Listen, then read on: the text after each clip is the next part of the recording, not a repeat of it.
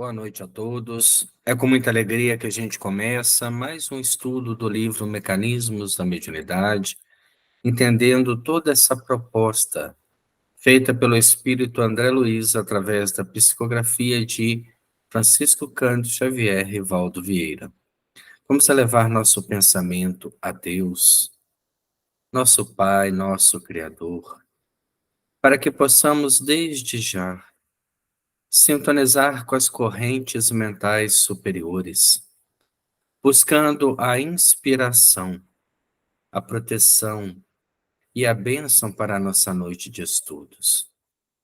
Senhor Jesus, mestre e amigo, nós te pedimos neste momento que nos abençoe, que nos oriente, que fortaleça o nosso entendimento, que nos dê paz, que nos dê tranquilidade, para que possamos, Senhor, dar mais um passo em direção ao entendimento que esta obra nos proporciona. Permita, Senhor Jesus, que através das reflexões que fazemos junto ao estudo da noite, possamos ganhar um pouco mais de entendimento e, ao mesmo tempo, aplicar na nossa vivência e na nossa prática da mediunidade. Abençoe, Senhor, a todos aqueles que estudam conosco, aos nossos irmãos e companheiros desencarnados, para que juntos possamos continuar aprendendo e se instruindo para tornar-nos um instrumento mais dócil. Que a paz de nosso Senhor Jesus Cristo nos abençoe hoje, agora e sempre. Nós estamos estudando o capítulo que trata da psicometria. E a psicometria, ela é uma proposta muito interessante porque, em alguns países, ela é utilizada não como um dom espiritual ou como um recurso anímico, mas como uma, vamos colocar assim, como um dom pessoal, como uma sensibilidade que algumas pessoas têm, perdão, que coloca elas na condição de auxiliares de investigações policiais. Nos Estados Unidos, há alguns filmes onde são usados psicômetros como sensitivos, na tentativa de localizar fugitivos através do contato de pertences, de roupas, de objetos, para que se haja um rastreamento ou para que se haja, pelo menos, que se faça um retrato falado de quem é o portador daqueles objetos. A psicometria, na verdade, ela é um dom que nós já temos em estado latente. E, com o passar do tempo, alguns vão desenvolvendo à medida que se cresce o senso moral, ela vem naturalmente alcançando um sentido novo. Nós, na nossa constituição física, nos apegamos muito aos sentidos de comunicação com o mundo material. Então, nós temos a visão, a audição, o tato, o paladar e o olfato como janelas de sensibilidade para o mundo material. Só que o mundo material, ele é uma proposta de evolução. Nós encarnamos na matéria para crescermos como espíritos, para vivermos provas e provarmos que merecemos, né, a confiança dos bons espíritos, que já vencemos certas dificuldades que ainda nos atormentam, para expiar erros do passado, dificuldades, intolerâncias, perseguições, atitudes que não nos elevam e que na maioria das vezes nos envergonham profundamente. Então, nesse intervalo onde estamos encarnados nesse momento, nós temos a oportunidade de já estudar dons que vão desenvolver à medida que o senso moral permitir. Quando nós tivermos condições, por exemplo, de ter a psicometria num sentido de ampliar nossos conhecimentos, de absorver, né, os conteúdos mentais que estão impregnados na atmosfera do planeta, nas cidades, nas casas, nas pessoas, nas bibliotecas, onde nós temos uma infinidade de histórias, de projeções que aguardam, né, a investigação. E às vezes, mesmo tendo tempo, nós não somos pessoas que se dedicam à leitura.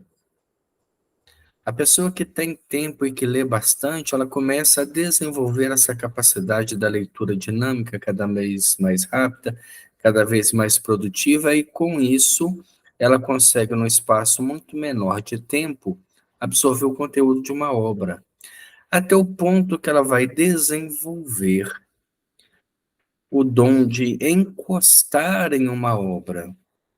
E ali nós não temos apenas palavras, mas nós temos toda a carga emocional que encerra aquela proposta de conteúdo e absorver aqueles conhecimentos. Na semana passada, nós começamos a falar um pouco sobre este dom anímico, mas de funções mediúnicas, e paramos na proposta caso de desaparecimento. No outro aspecto, imaginemos que determinado objeto seja conduzido ao sensitivo para ser psicometrado, com vistas a certos objetivos. Para clarear a asserção, suponhamos que uma pessoa acaba de desaparecer do quadro doméstico sem deixar vestígio. Buscas minuciosas são empreendidas sem resultado. Lembra-se alguém de tomar-lhe um dos pertences de uso pessoal, um lenço, por exemplo. A recordação é submetida ao exame de um médium que reside a longa distância, sem que informe algum lhe seja prestado.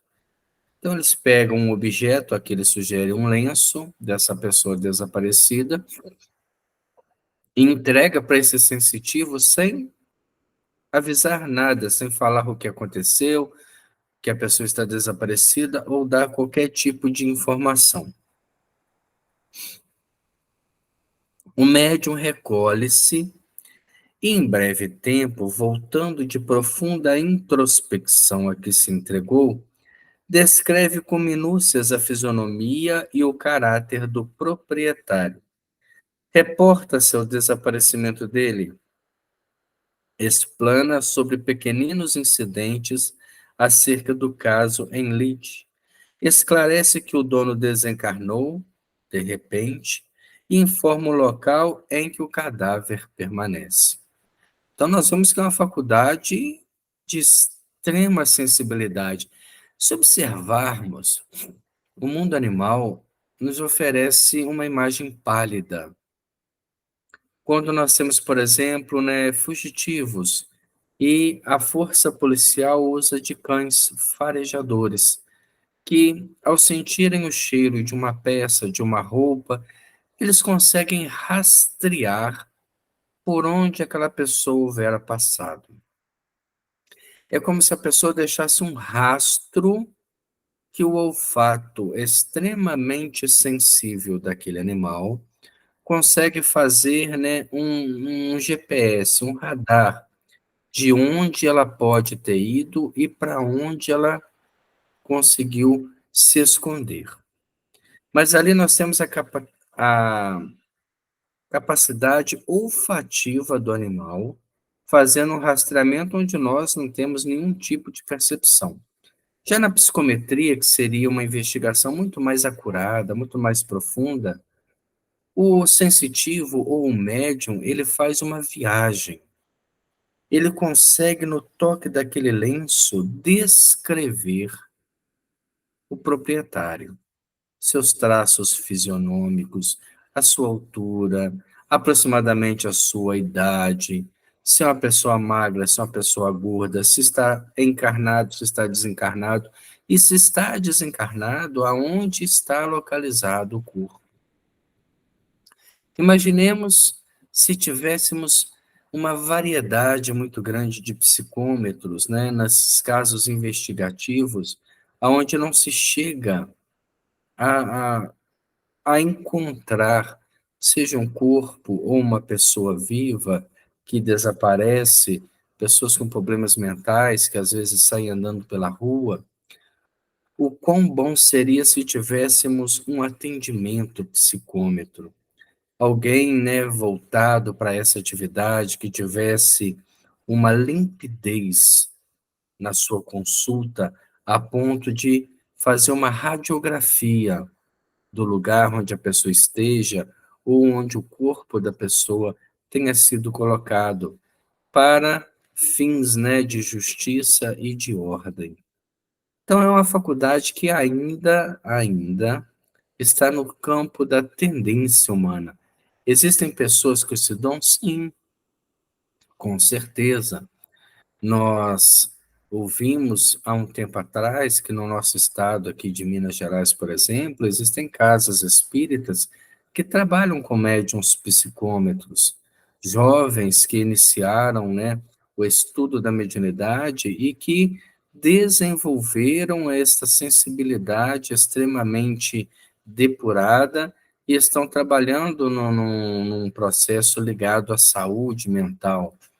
Nós temos, por exemplo, no livro dos médiuns, já citado, um psicômetro que, ao tocar uma pena de um pombo-correio, descreveu com plena nitidez todo o caminho percorrido pelaquela ave, assim como as sensações que ela teve durante o voo.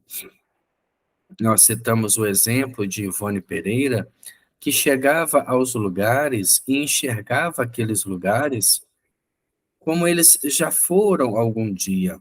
E em algumas casas que ela entrou, perdão, ela cita no livro De Evasão do Invisível, que visitou uma casa em Belo Horizonte, e essa casa era de uma família tradicional, uma família de portugueses.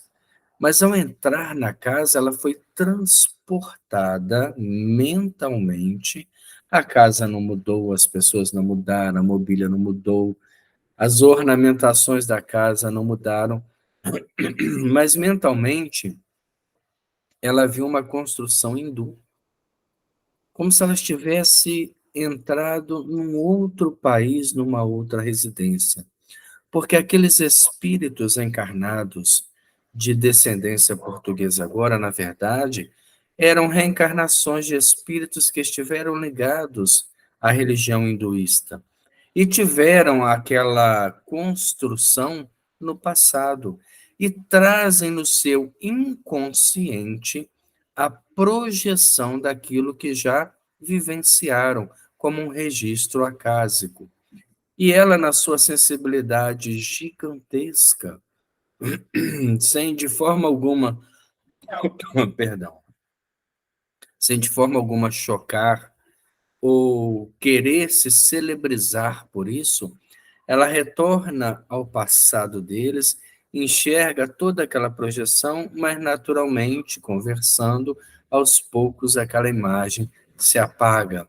Ela tem a oportunidade de estar andando pela cidade do Rio de Janeiro e vendo um quadro triste de uma pessoa encarnada em condições complicadas de resgate, enxergar encarnações passadas com extrema naturalidade, sem aplicar passe, sem se concentrar profundamente, sem nenhum tipo de manifestação folclórica, apenas observando, captando o passado que envolve aquele ser em expiação dolorosa e que projeta do seu mundo íntimo.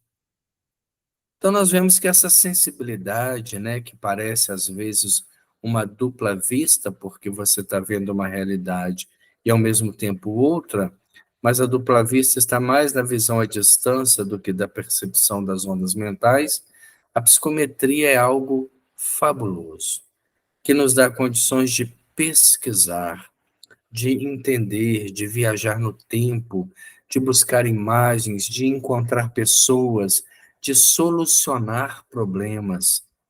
Mas ela está latente em nossas almas, aguardando um tempo propício para desenvolver, como uma semente plantada, que aguarda condições de clima, de calor, de temperatura, de hidratação, para romper com toda a sua proteção natural e produzir as suas construções. Verifica-se a exatidão de todas as notas e comumente atribui-se ao psicômetra a autoria integral da descoberta, no caso proposto da pessoa desaparecida. Entretanto, analisando o episódio do plano espiritual, outras facetas ele revela a visão do observador. Aí André Luiz começa a passar para nós a visão dos espíritos desta proposta da pessoa desaparecida. Desencarnado o amigo, a que aludimos, afeições que ele possua na esfera extrafísica interessam-se em ajudá-lo. Auxílio esse que se estende naturalmente à sua equipe doméstica. Então, a pessoa tendo desencarnado, os parentes que já houvera desencarnado vêm em benefício daquela pessoa, para auxiliá-la na adaptação à vida espiritual, assim como para auxiliar também a família que agora perde um ente querido ainda sem notícia porque estava desaparecido. Pensamentos agoniados daqueles que ficaram e pensamentos ansiosos que residem na vanguarda do espírito entrecruzam-se na procura movimentada. Então, naquela ânsia de encontrar a pessoa, nós encontramos duas ondas mentais. Primeiro, o pensamento ansioso de quem está procurando, na expectativa de encontrar com vida. E o pensamento, né, dos espíritos que estão ali ajudando já no despertar desse espírito. Alguém sugere a remessa do lenço para investigações psicométricas e a solução aparece coroada de êxito. Os encarnados veem habitualmente, apenas o sensitivo que entrou em função, mas se esquecem, não raro, das inteligências desencarnadas que se incorporam à onda mental, fornecendo-lhe todos os avisos e instruções atinentes ao feito.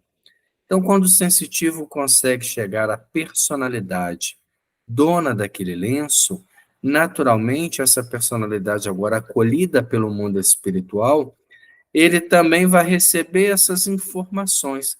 Por isso que mesmo sendo um dom anímico, ele é encarado como um fator, como um trabalho de ordem mediúnica, porque nós estamos sempre ligados a espíritos. As ondas mentais nos mergulham em um oceano universal, onde nós sempre estamos intermediando pensamentos. Naquele momento, através da psicometria, ele encontrou aquela pessoa, mas naturalmente ele conseguiu trazer uma informação correta, porque o pensamento dos desencarnados que agora o acolhem fazem todo o caminho de volta até que ele possa identificar aonde o corpo está, que está desencarnado, e dar todas as informações coerentes com o fato que aconteceu. Não é um passe de mágica, não há algo maravilhoso, é apenas leis desconhecidas por nós, que podem e devem ser utilizadas pela alma a partir do momento que ela consegue desvencilhar do materialismo, das preocupações, das ansiedades e, sobretudo, quando ela consegue diminuir a predominância da matéria sobre o espírito. Agentes induzidos. Todos os objetos e ambientes psicometrados são quase sempre francos mediadores entre a esfera física e a esfera extrafísica, à maneira de agentes fortemente induzidos, estabelecendo fatores de telementação entre os dois planos. Então, qualquer objeto pessoal, qualquer objeto que a gente tenha o hábito de utilizar uma caneta, um copo, um, um abajur, um livro, tudo aquilo que você tem contato, você deixa uma identidade mental. Nessa identidade mental fica parte da sua história, que, quando é submetida a uma consulta, naturalmente, vai trazer a sua imagem. Aí a gente pergunta, mas e se eu der esse copo para outra pessoa? A primeira impressão que um psicômetro vai chegar é do dono mais recente. Mas à medida que ele for investigando, que ele conseguir se introspectar, ele chega à história completa daquele objeto. Então, nós temos na psicometria um novo campo de investigação para o espírito. E, com certeza, será para nós daqui, né, uma geração ou outra, uma grande ferramenta de progresso, porque nós vamos aumentar o nosso grau de instrução de forma muito acelerada, a partir do momento que estudarmos e analisarmos diversas obras buscando um conteúdo, não apenas para que a gente fique, né, vaidoso pelo conhecimento, e sim com a mente muito mais enriquecida, oferecendo aos espíritos condições de trabalho que no momento são escassos, principalmente pela nossa falta de disciplina de estudo. Nada difícil, portanto, entender que ainda aí prevalece o problema do merecimento e da companhia. Se o consulente e o experimentador não se revestem de qualidades morais respeitáveis para o encontro do melhor a obter, podem carrear à presença do sensitivo elementos desencarnados menos afins com a tarefa superior a que se propõe. E se o intermediário humano não está espiritualmente seguro, a consulta ou a experiência resulta em fracasso perfeitamente compreensível. Então, não há exercícios dessa natureza sem um aprimoramento moral, de forma alguma. Porque se nessa busca de informações, aonde um objeto é intermediário, e nós vamos precisar, às vezes, do veículo do pensamento dos desencarnados, para trazer uma informação de paradeiro ou de personalidade, e se os espíritos inferiores acessam a mente do médium, ou do sensitivo, como queiram, a ponto de interferir e de vender uma imagem falsa daquilo que está sendo psicometrado, com certeza os resultados serão infrutíferos. Haverá muitos erros de interpretação. Por mais que ele pegue e tenha percepções, ela nunca vai ser coerente com a verdade. Daí a gente entendeu por que a psicometria é tão restrita, tão escassa, mas nunca deixou de acontecer. E estará sempre presente, mostrando que é uma faculdade da alma, que um dia todos nós a teremos em nível extremamente engrandecido pelo nosso esforço, pela nossa luta moral.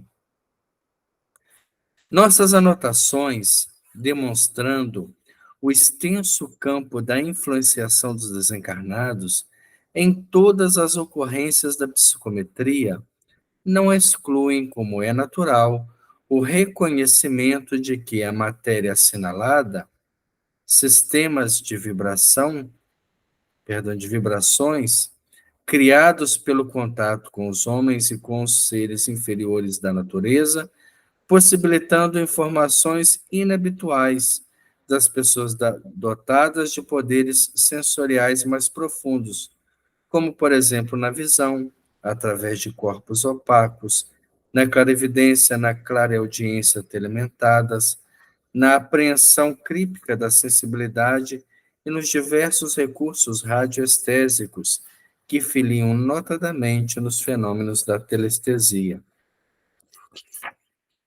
Nós temos na psicometria algo muito profundo, sendo estudado ultimamente pelas ciências da alma, porque quem não gostaria de adentrar um campo desse?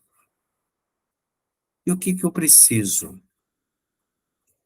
Estudo, dedicação, treinamento, reforma íntima. Se eu estiver nesse caminho, com certeza, naturalmente, ela vem à tona.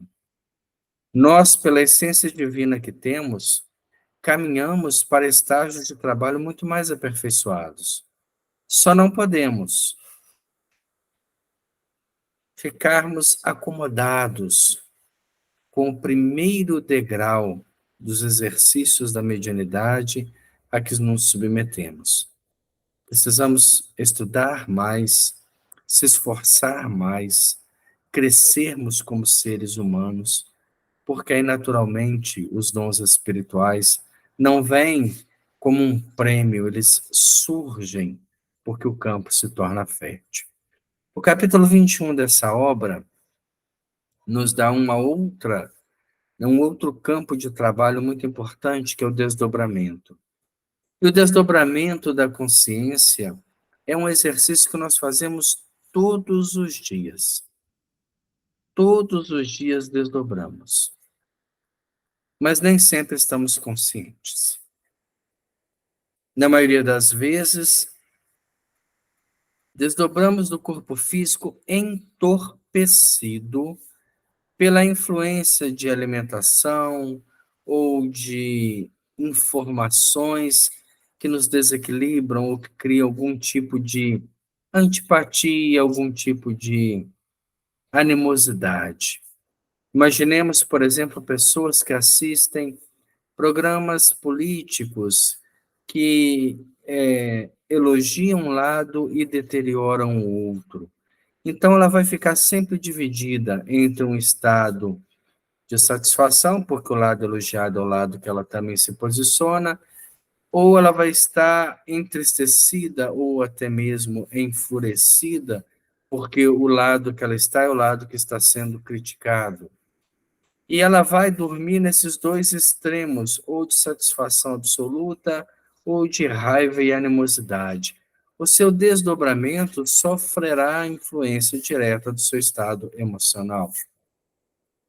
Um outro exemplo, nós vamos assistir a um esporte, né? E torcemos para determinado esportista que naquela noite não consegue êxito.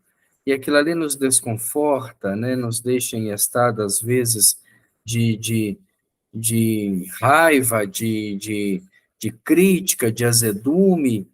E a gente vai dormir com esse estado emocional, saindo do corpo totalmente descompensado por emoções desequilibradas. Ou então vamos assistir um filme, uma série, hoje em dia é muito mais comum, né, as pessoas que gostam de maratonar uma série, de assistir diversos capítulos, de ficarem presas àquele conteúdo, de torcerem para determinados personagens e, ao mesmo tempo, torcerem pelo insucesso de outros. E quando aquela proposta não satisfaz a ela, porque não tem obrigação de satisfazer a um só, e sim de agradar o máximo possível para se sustentar nos índices de audiência, aquela pessoa se frustra, se fecha, cria novos valores para suas posturas, seus pontos de vista sociais, e vão dormir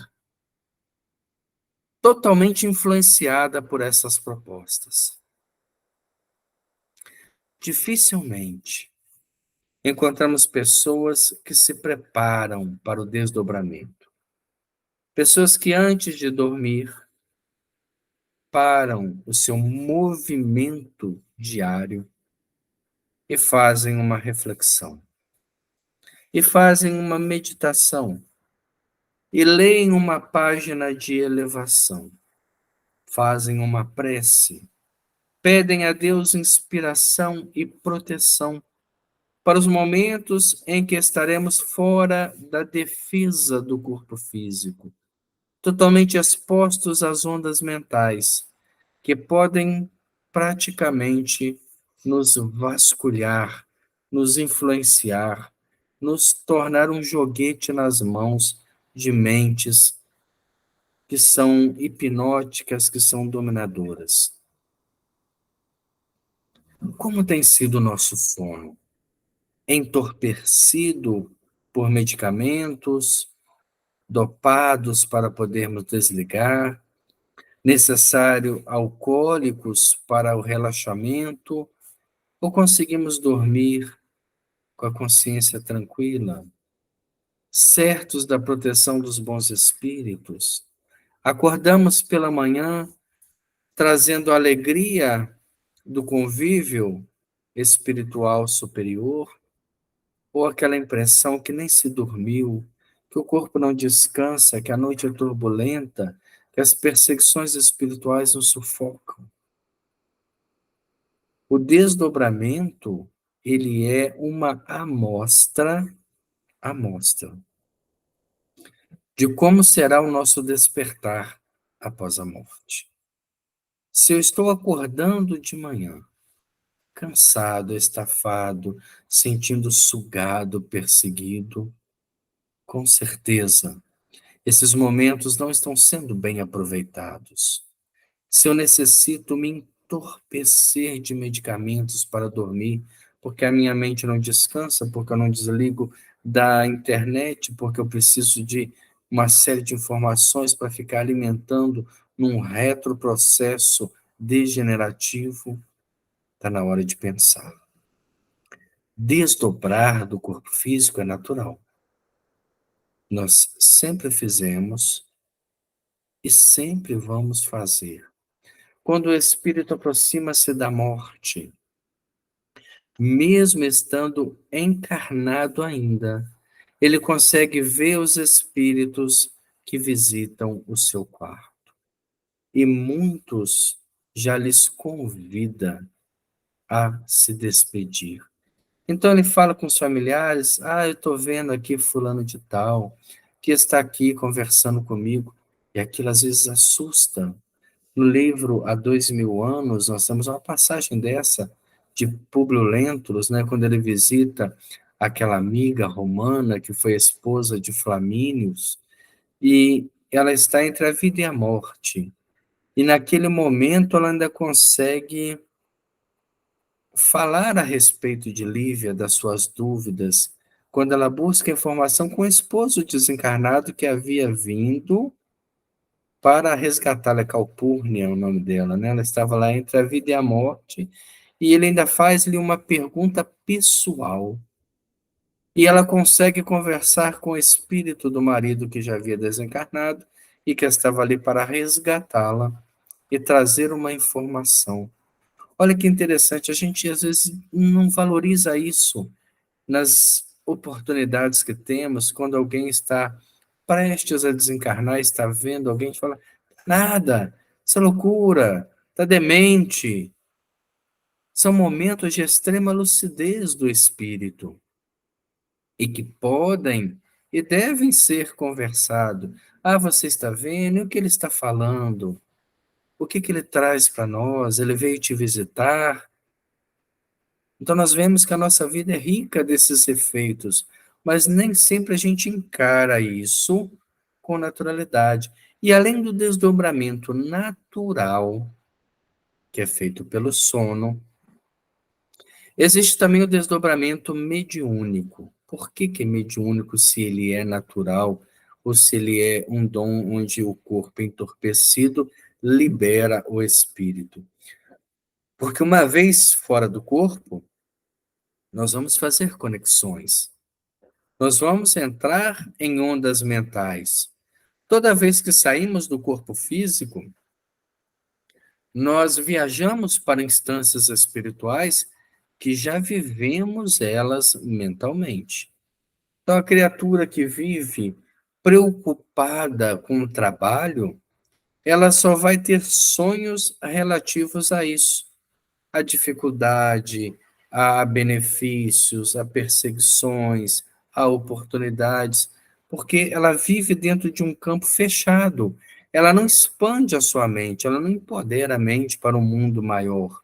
Ela vai viver dentro de um círculo que, uma vez fora do corpo físico, ela fica dentro daquela atmosfera criada por ela.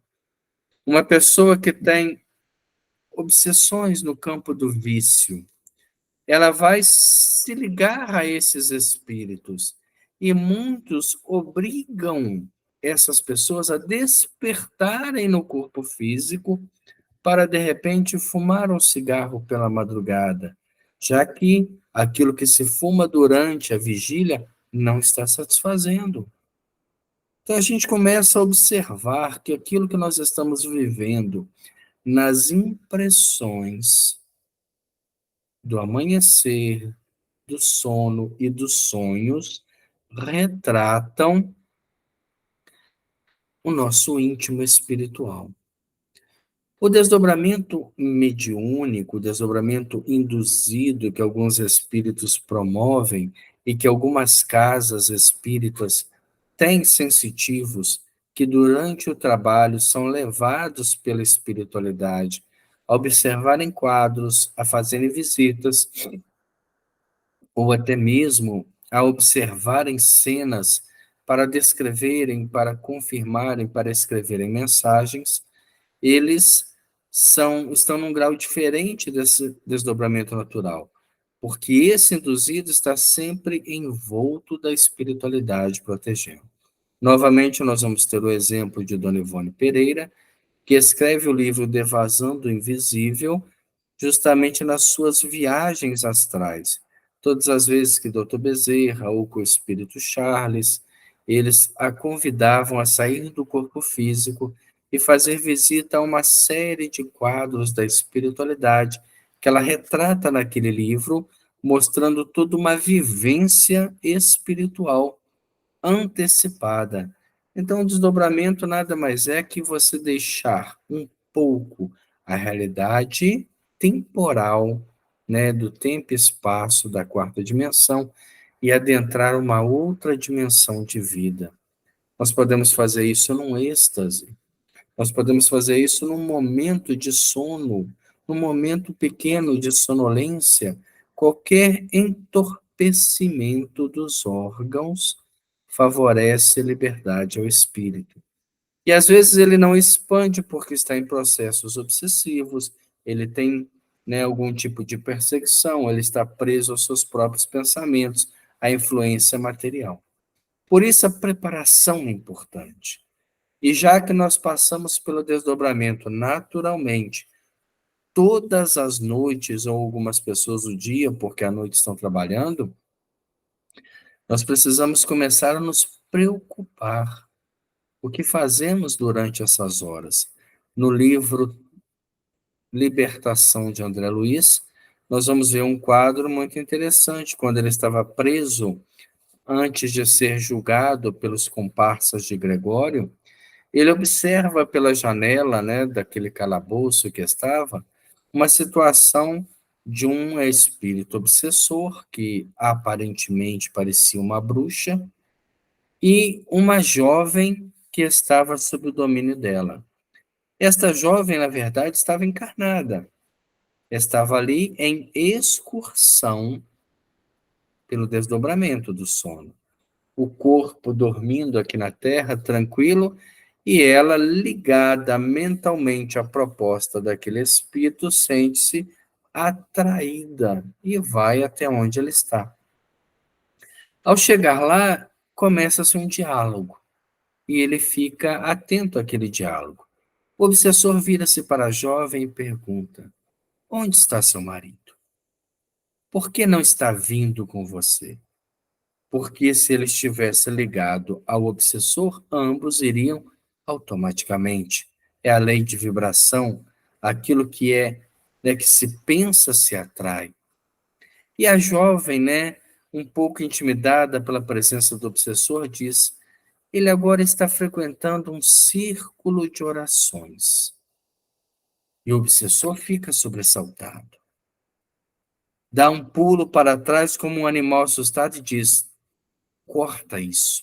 Impede a presença dele, cria empecilhos, porque eu, espírito obsessor, preciso do trabalho dele. Preciso usar a mente dele, intuí-lo, inspirá-lo aonde ele trabalha. Ele é um veículo e ele, orando naturalmente, começa a se desvincular dos espíritos inferiores. Olha a importância da oração, principalmente naquele momento que antecede a liberdade espiritual. Nós orarmos e pedimos: Senhor, daqui a instantes entregarei o corpo físico ao descanso, mas como espírito imortal que somos, não iremos descansar. Excursionaremos pelo mundo espiritual, que possamos estar sob a proteção dos benfeitores, para que estes possam nos proteger de nós mesmos, da nossa infantilidade, da nossa incredulidade, das nossas tendências inferiores que tendem a nos derrubar nos abismos morais. Permita, Senhor Jesus, que nesta noite eu possa realmente adentrar sob a proteção dos benfeitores, a frequentar um curso, a elucidar-me, a procurar aprimorar os conhecimentos da prática moral, do Evangelho de Nosso Senhor, de tudo aquilo que o mundo espiritual tem de bom a nos oferecer, que eu não fique preso aos valores temporários, às questões tão pequenas da alma. Quando pararmos antes de desdobrarmos e nos prepararmos para as excursões que fazemos, aos poucos vamos sentir uma diferença muito grande. Ao despertarmos, traremos uma energia nova de vida, que irá vitalizar todos os centros de força, todas as células de nosso corpo físico, dando-nos disposição para a vida.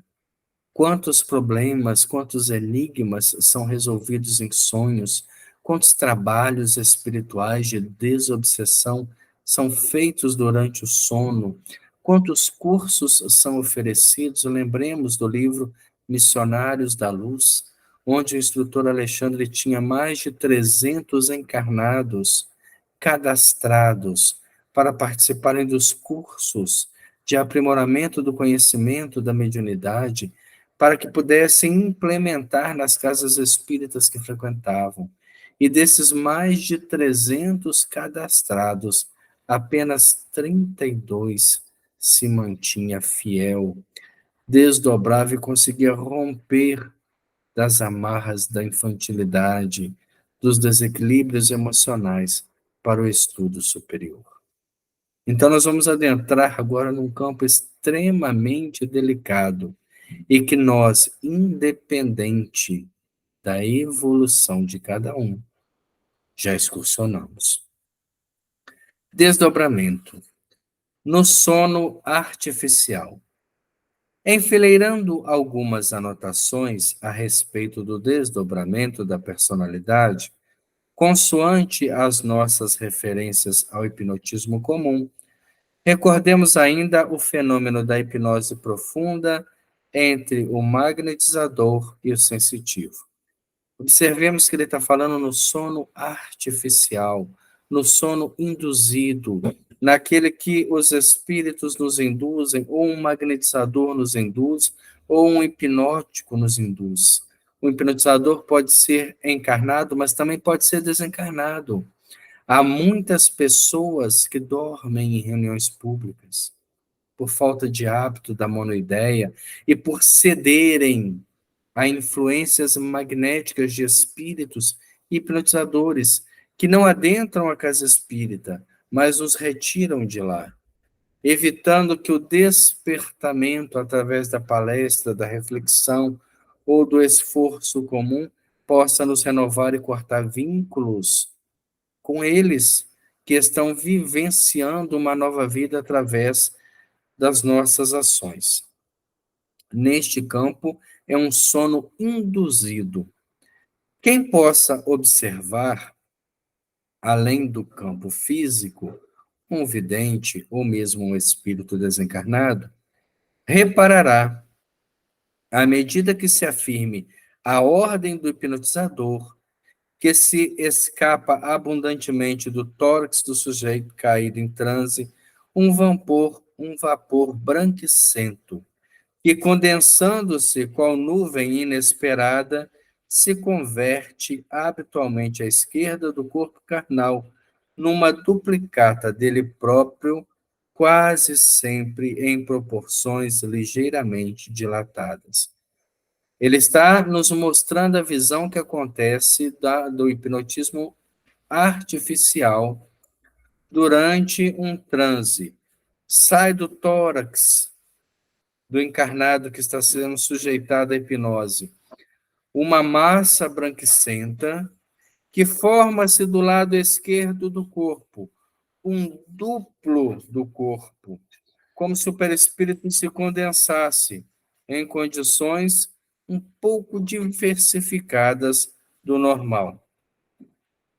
Tal seja o potencial mais amplo da vontade que o dirige, o sensitivo desligado da veste física passa a movimentar-se e, ausentando-se muitas vezes do recinto da experiência, atendendo a determinações recebidas, pode efetuar apontamentos a longa distância ou transmitir notícias com vistas a certos fins. Então, num transe desse, onde a pessoa consegue desdobrar a personalidade, ela recebe, por exemplo, uma ordem de ir ao mundo espiritual sob a proteção dos benfeitores e encontrar-se, por exemplo, com algum companheiro que desencarnou, com algum companheiro que possa orientar a casa espírita, com mentor dos trabalhos, e ela consegue isso sob o domínio dos bons espíritos que ali estão ajudando nesse transe, mas sujeitando sempre à indução que lhe é dada.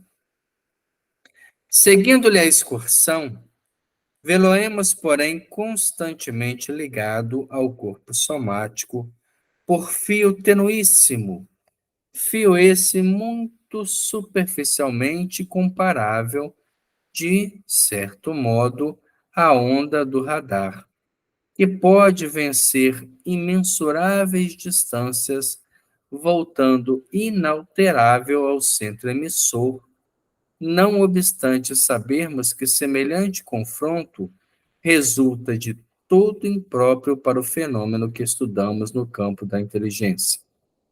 Nesta fase, diz ele para nós, o paciente executa as ordens que recebeu, desde que não constituam desrespeito evidente à sua dignidade moral, trazendo informes valiosos para as realidades do espírito.